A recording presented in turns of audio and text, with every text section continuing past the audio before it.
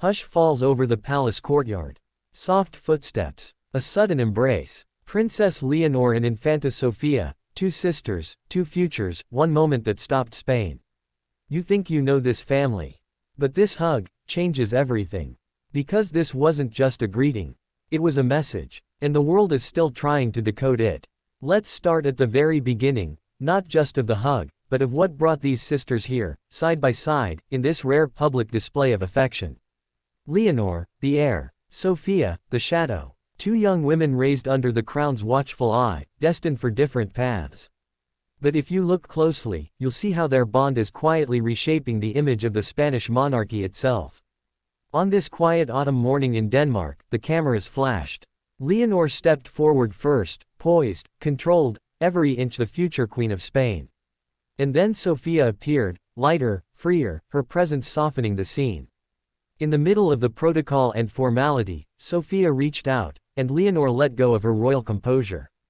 That single hug sent ripples through Europe. Why? Because royal protocol rarely allows such unguarded moments. But here it was, two sisters holding onto each other, in front of the world, unafraid. What did it mean? Some say it was nothing more than a natural sisterly moment. But others saw strategy, a carefully staged gesture meant to show a monarchy that is softer, more relatable, more human. Here's where it gets fascinating. Leonor, now 18, is stepping into full royal duties. Every move she makes is watched, dissected, debated. A hug may seem small, but for Leonor, every public action sends a message about the kind of queen she will be. And Sofía, often described as the more spontaneous of the two, seems to be the one reminding her sister to stay grounded. When Leonor turned to leave after the ceremonial welcome, Sofía gently touched her arm, guiding her back for a second bow. Small details, but powerful ones. This isn't the first time their bond has made headlines. During Leonor's swearing-in ceremony in Madrid, cameras caught Sofía's encouraging glance as her sister read the constitutional oath. At another event, Sofía was seen quietly fixing Leonor's sash before the cameras rolled. Moments like these are shaping public opinion, because they reveal that this is not just a monarchy of titles and crowns, but one of sisters who truly stand together. Still, there are layers of tension beneath the smiles. Leonor carries the weight of a future throne, while Sofía must find her place in a life where she will always walk one step behind. Royal watchers often whisper about whether Sofía ever feels overshadowed, whether this closeness is pure love or also quiet duty. And here's the deeper question: will their bond survive the pressures of destiny?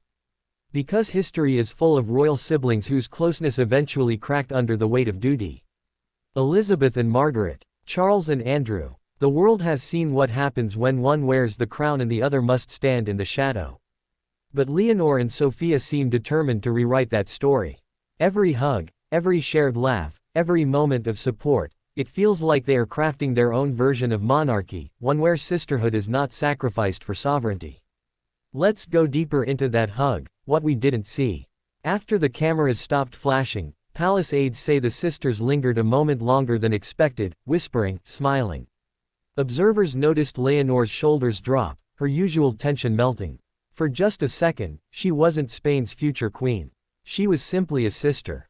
Royal biographers are calling this new chapter the humanization of the crown. It's no secret that the Spanish monarchy has had its struggles, scandals, criticism, questions about its relevance. But Leonor and Sofía are breathing fresh life into it, not through grand speeches or historic decrees, but through simple, human gestures. The public response was immediate. Social media exploded with clips of the moment. Some fans called it the most relatable thing a royal has ever done. Others went further, saying it was a turning point for how younger generations see the monarchy. And this is where the curiosity loop tightens, because the question is not just about one hug. It's about what happens next. Will we see more moments like this? Will Leonor continue to show vulnerability as she grows into her role? Or will palace protocol eventually harden her into the image of a distant monarch? Experts suggest that Queen Letizia herself may be encouraging this softer image. Letizia knows that a monarchy's survival depends on public affection, not just tradition.